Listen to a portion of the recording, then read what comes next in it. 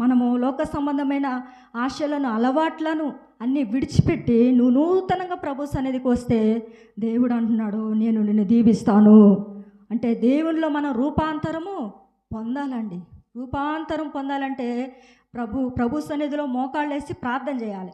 ప్రార్థన చేసినప్పుడు రూపాంతరము పొందగలుగుతామండి. ఆయన ఆత్మ కూడా మన మీదకి కుమ్మరించబడిద్ది. అప్పుడు మనము నూతనంగా మనం బలం పొందుకుంటాం.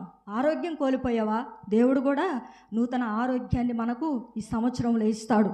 రాబోతున్న 2025లో మనందరి కుటుంబాలు యేసు నామమున దీవించబడును గాక. హల్లెలూయా. దేవుడు గొప్ప మేలులు చేయనుగాక. మనమందరం కూడా ఏ కుటుంబాలు అయితే సమాధానం లేక ఉన్నాయో దేవుడు సమాధానము దయచేయునుగాక. ఏ ఒక్కరిని కూడా దేవుడు విడిచిపెట్టడండి. ఎందుకంటే నీ కోసము, నా కోసం, మనందరి కోసము ఆయన కలువరి సిలువలో ఆయన రక్తము కార్చాడు.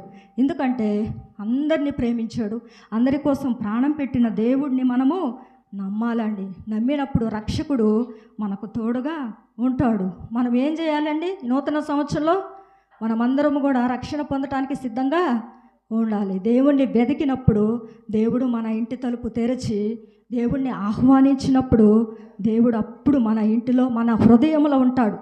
మనము అనుకోని విధంగా, మనల్ని ఊహించని విధంగా ఆయన కార్యాలు చేస్తాడండి. ఆయన కార్యాలు కంటికి కనబడవు, చెవికి వినబడవండి. నువ్వు ప్రార్థిస్తే చాలు, దేవుడు మనకి చాలని ఆశీర్వాదాలు కాదు, మనము ఇంకా వద్దు ప్రభు అన్నంత ఆశీర్వాదాలు దేవుడు మనకు ఇస్తాడండి. ప్రియమైన దేవుని బిడ్డలారా, మనం ఎందుకు ఈ వాగ్దానం తీసుకుంటారు? చాలామంది ఇంటి పాది మొత్తము వాగ్దానాలు తీసుకుంటారు, కానీ ఆ ఒక్కరోజే నాకు ఇది వచ్చిందని ఇంటికి వెళ్ళి మళ్ళీ ఎక్కడో పడేస్తారండి. కానీ గుర్తుండవు, ఎవరికి ఏది వచ్చిందో గుర్తుండవు. కానీ ప్రభు అంటున్నాడు, వాగ్దానము చేసిన వాడు నమ్మదగిన వాడు. ఆ వాగ్దానము మన జీవితంలో సంవత్సరం అంతా నెరవేరుస్తూనే వస్తుంది. మా జీవితాల్లో కూడా ఏ వాగ్దానాలు అయితే పొందుకుంటామో ఆ దేవుడు మాకు నెరవేరుస్తూనే వస్తున్నాడండి. హల్లెలూయా, హల్లెలూయా. ఎందుకంటే దేవుడు మన పక్షంగా ఉన్నాడు, మనందరి పక్షంగా ఉన్నాడు. కాబట్టి ప్రియమైన దేవుని బిడ్డలారా, మనమందరం కూడా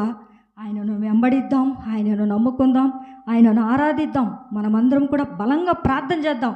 ఎందుకు ప్రభువా, మాకెందుకు ఇలాగ మేము అనుకున్న పనులు ఎందుకు జరగట్లేదని మనమందరము కూడా ప్రార్థన చేయాలి. విశ్వాసంతో ప్రభువుని అడగాలి. నూతనమైన ఆరోగ్యాన్ని మనం పొందుకోవాలి.